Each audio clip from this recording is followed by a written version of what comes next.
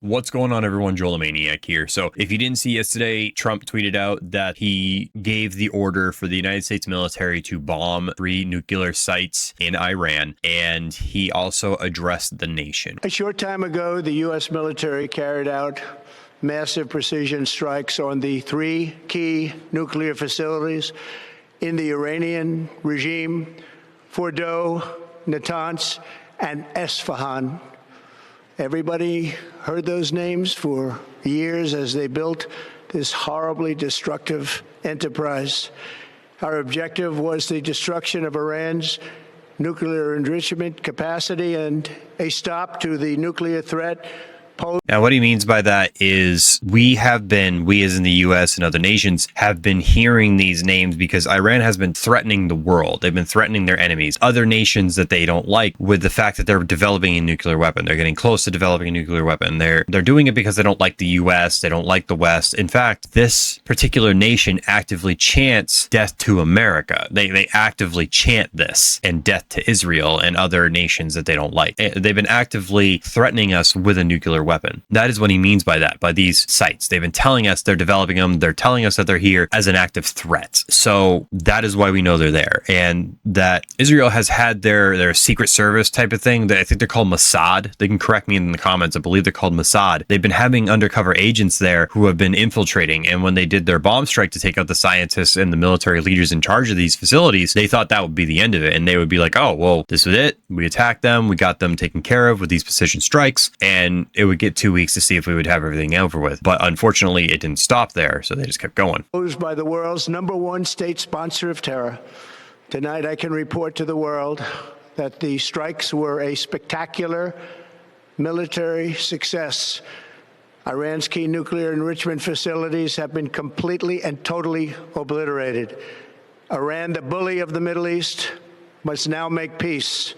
If they do not, future attacks will be far greater and a lot easier. For 40 years, Iran has been saying death to America, death to Israel. Yep.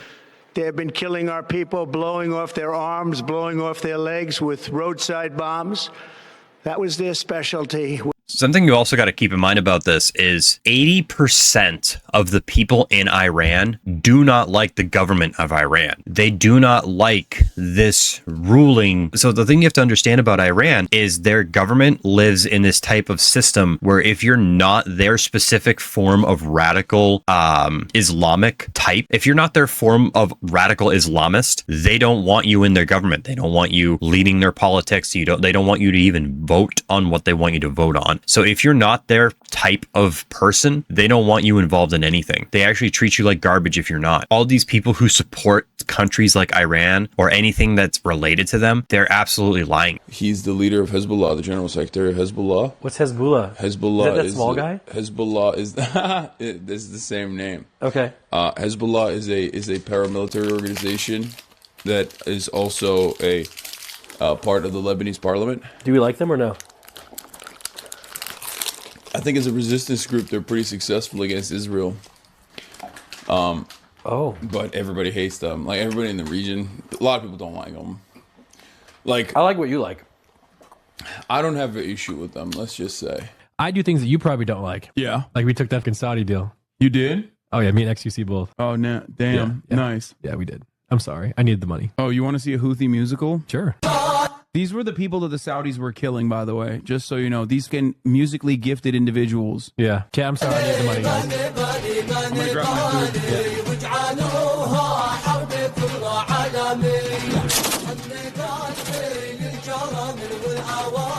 I'm so confused. What is this? You said Ethan's words can make him seem pro-Zionist and that he should be more thoughtful, but when he pointed out that your language can come off as supportive of terrorism, why not just admit that you're careless sometimes too to his fans? It made you look like you can't admit fault. I have no problem with the Houthis.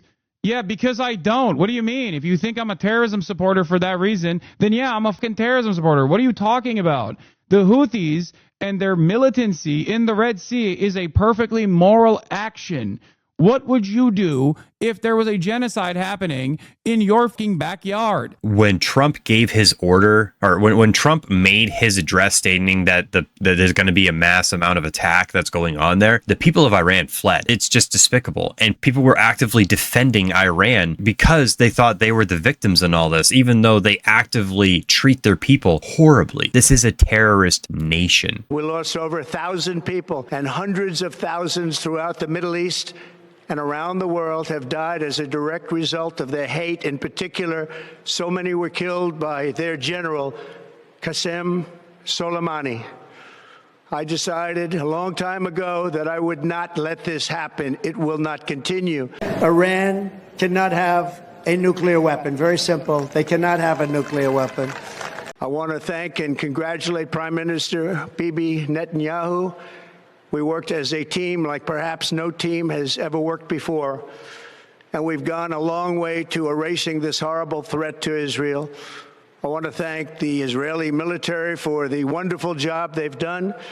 And most importantly, I want to congratulate the great American patriots who flew those magnificent machines tonight, and all of the United States military on an operation the likes of which the world has not seen in many, many decades. So this is another thing that we need to consider about Israel. Israel is not, this is another thing we need to consider about Iran. Iran was considered non-invadable until now. The reason being is on the left side of Iran is nothing but massive mountains. To the south side of it is a sea. The northern part is allied nations that agree with Iran, that don't agree with Western values, and they're more aligned with Iran, so they wouldn't allow invasion. And to the right is like 3 major deserts. So you're not going to be able to invade Iran. And Iran has surface-to-air missiles for its air defense. So the idea of invading Iran was completely impossible. The only option for any form of way to invade Iran was to have large cargo aircraft, which do exist, where the inside of them are about the size of football fields. They're massive aircraft. And these aircraft are large enough to where you can actually store tanks, armored vehicles, and troops, and you literally load them up, they fly in, they land, unload, and people get out. And the fact that bombers were able to get in there and complete this mission proves that their air defense is not capable of actually doing anything, and we could take out their air defense in order to complete an invasion. So that sets a tone for if Iran were to enact anything and were to proceed for war, they already know they can be invaded now. Hopefully we will no longer need their services in this capacity. I hope that's so. I also want to congratulate the chairman of the Joint Chiefs of Staff, General Dan Raisin Kane, spectacular general, and all of the brilliant military minds involved in this attack. With all of that being said, this cannot continue. There will be either peace or there will be tragedy for Iran far greater than we have witnessed over the last 8 days. Remember, there are many targets left. Tonight's was the most difficult of them all, by far, and perhaps the most lethal. But if peace does not come quickly, we will go after those other targets with precision, speed, and skill. Most of them can be taken out in a matter of minutes.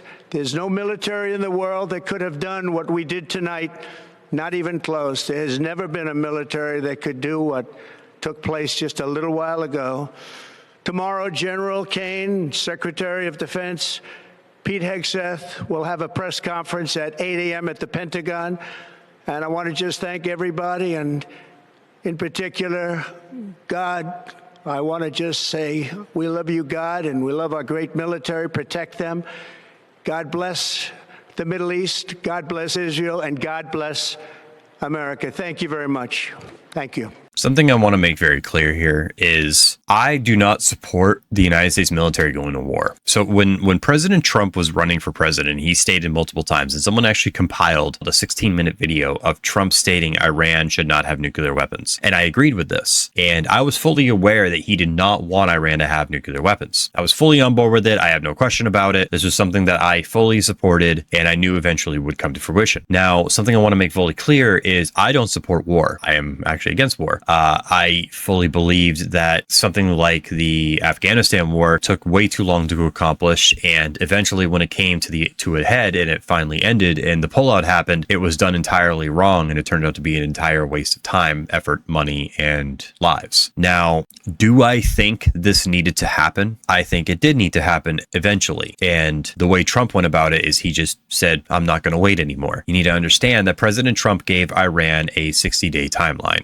Iran waited. They did nothing. On the 61st day, Israel decided to take matters, and they took out the scientists and the military leaders involved in the nuclear project with very precise striking missiles. Now, regardless of what, even though it might always in residential areas or what have you, there are actually images out there that show that the missiles that did strike were so precise that they didn't damage any of the other windows in the buildings that they hit. That did not stop Iran. Trump gave them more time to respond to him to state this was all going to be over. In implementing a peace through strength foreign policy agenda. And with respect to Iran, nobody should be surprised by the president's position that Iran absolutely cannot obtain a nuclear weapon. He's been unequivocally clear about this for decades, not just as president, not just as a presidential candidate, but also as a private citizen. And it's why he has given great latitude and given a lot of effort to achieving a diplomatic solution. But he's been very clear. Iran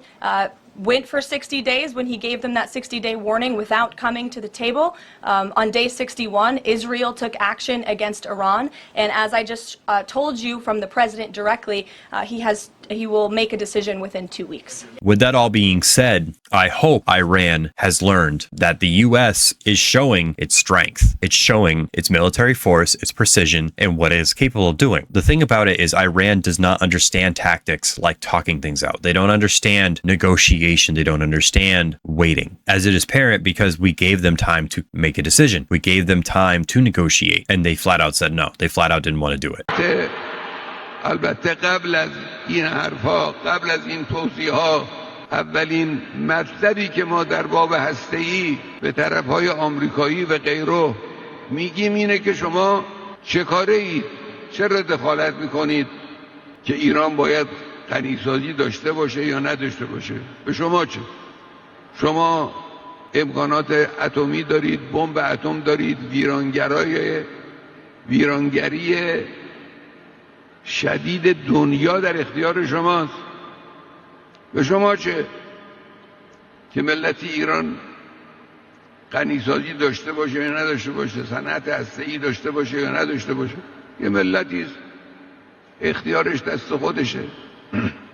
به شما ربطی نداره. شما چه کاره اید؟ از چه موضع حقوقی این حرفا رو شما میزنید؟ این مطلب ماست. این هم راجع به مسئله هسته‌ای.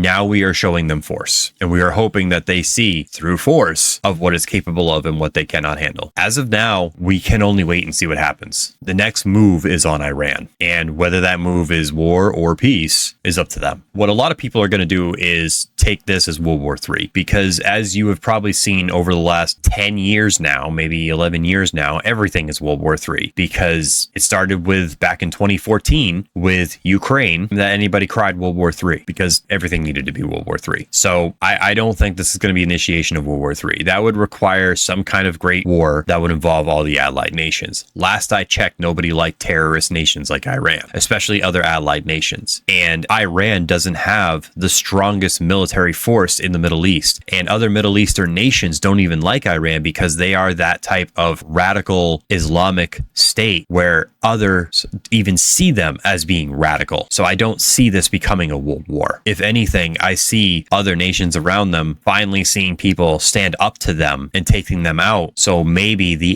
80% of the Iranian population will finally stand up to their government and go for change. Let me know what you think below. Like, share, subscribe, and I will see you next time.